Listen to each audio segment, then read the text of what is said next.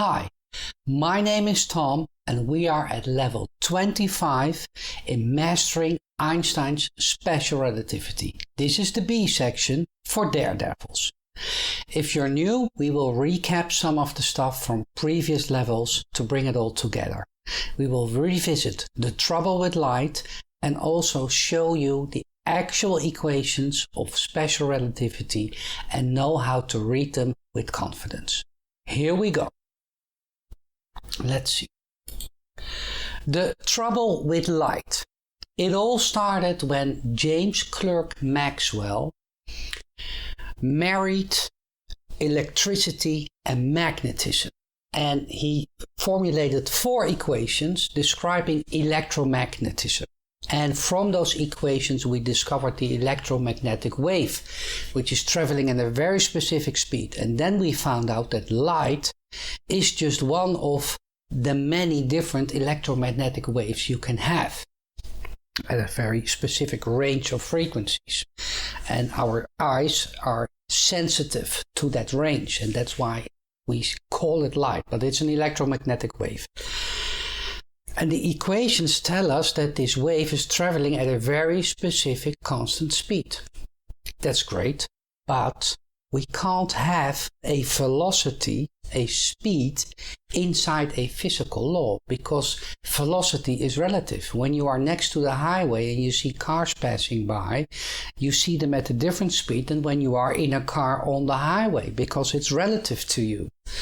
So electromagnetism will be different if you view it from different perspectives. And we can't have that, because one of the things where we believe in is that physical laws behave the same no matter what the observer is doing.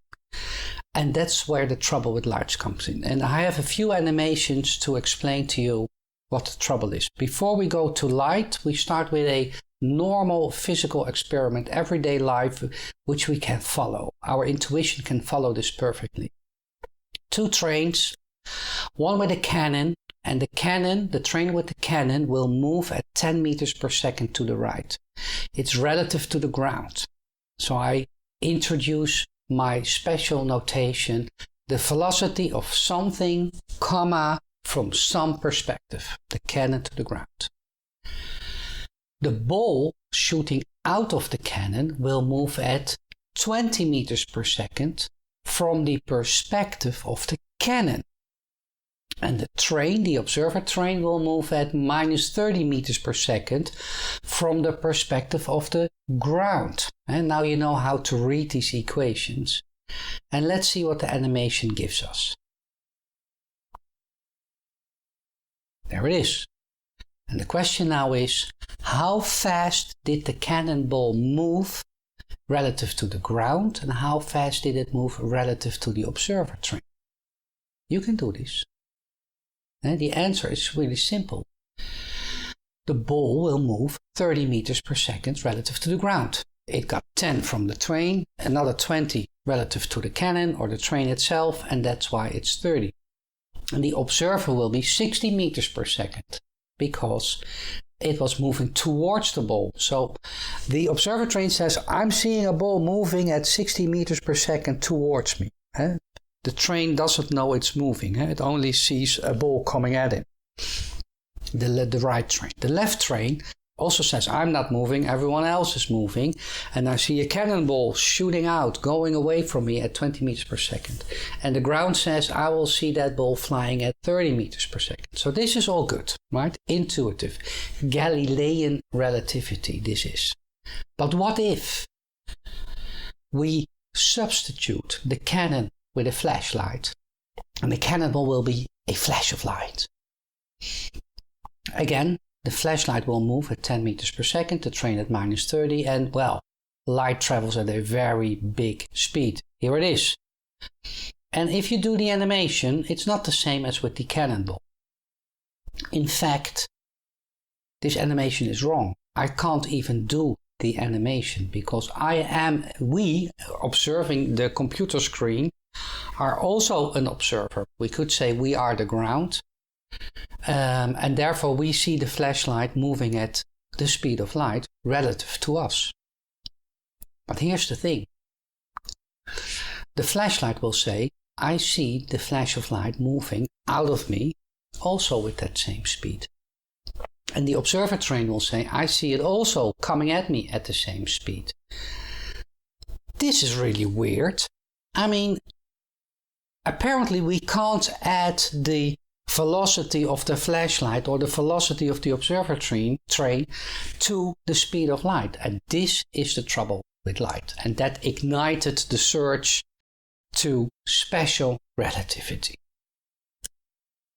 So what is it all about? I did it in the previous level as well, 25A, but now I will add some of the mathematics, and it's not that difficult. You are able to follow. So here we see the event nodes of observer 1. So something happens somewhere in space at some time, and observer 1 takes notes. The x is the location of the event through the eyes of observer 1, and the t is the time of the event through the eyes of observer 1. And this is the notation I introduced. Second observer is doing the same thing. It goes into a coordinate transformation box. The Lorentz transformation takes the notes from observer 1, but also takes the difference between the two observers, which is the velocity of the second observer through the eyes of the first observer, and then it is able to tell and predict what the second observer will see from that same event. This is special relativity. Let's now go one step back and go back to Galilean relativity, which was what we did with the cannonball. Galilean relativity we can do also exactly the same, but now the formulas are like this.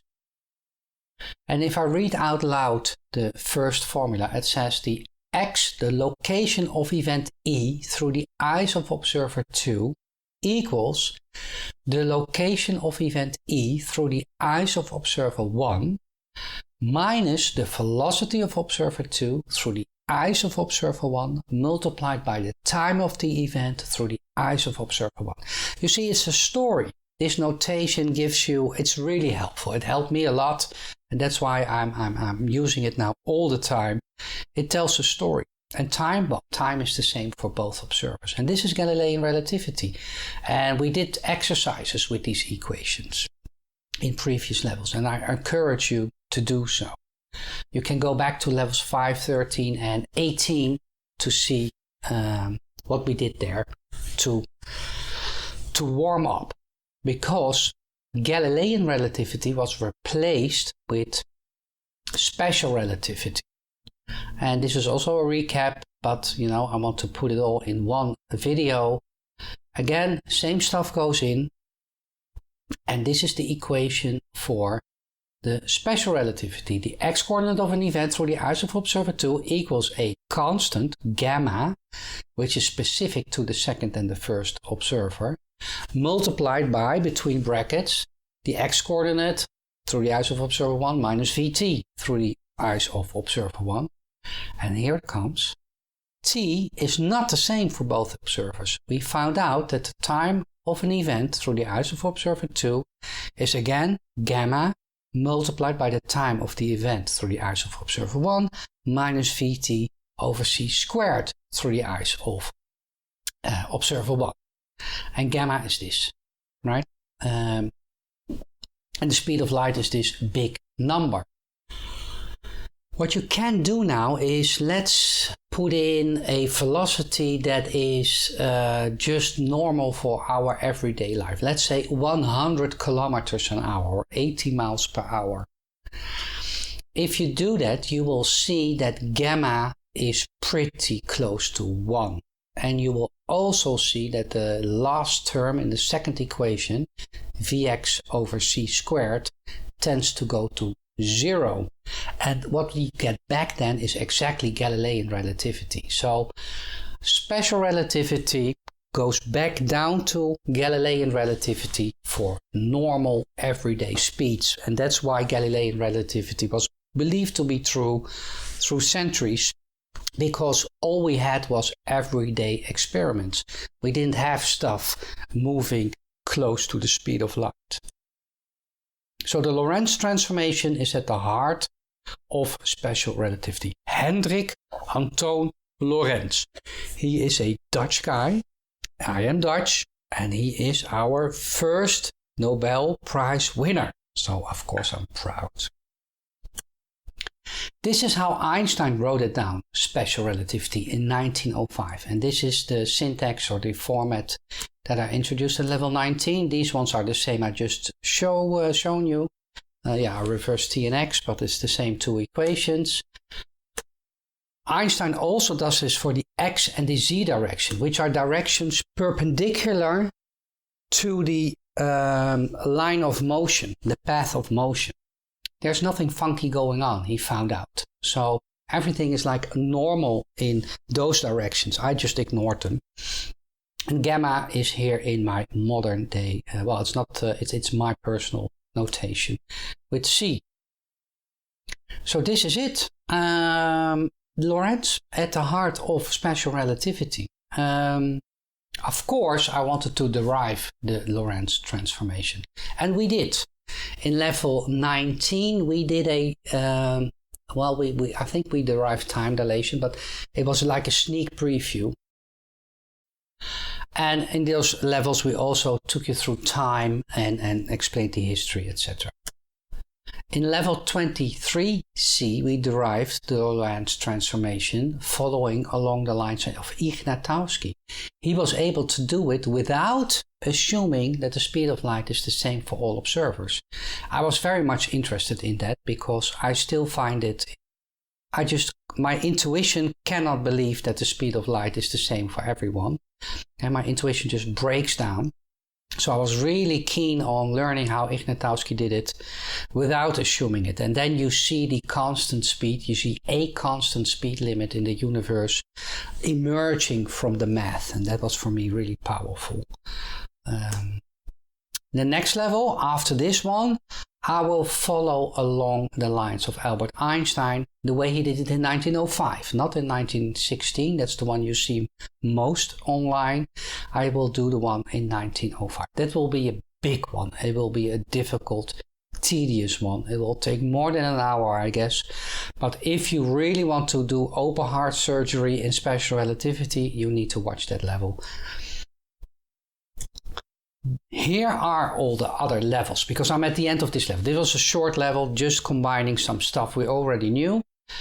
If you want to do the full story, you start at level 1, and I'll take you through all the way the mathematics and the physics and build it up. And we get to level 25B, which is the current level. And then you can move on. The ones in green are the ones I would say that's the fast track. So you can skip stuff and say, no, tell me about time dilation, length contraction, adding velocities. Level 32, moving faster than the speed of light. The big rocket in the small shed. And the twin paradox, which are the two most famous thought experiments in special relativity. But if you are not even a daredevil, but even want to do open heart surgery, I welcome you to see level 25C. Thank you for watching and see you next time.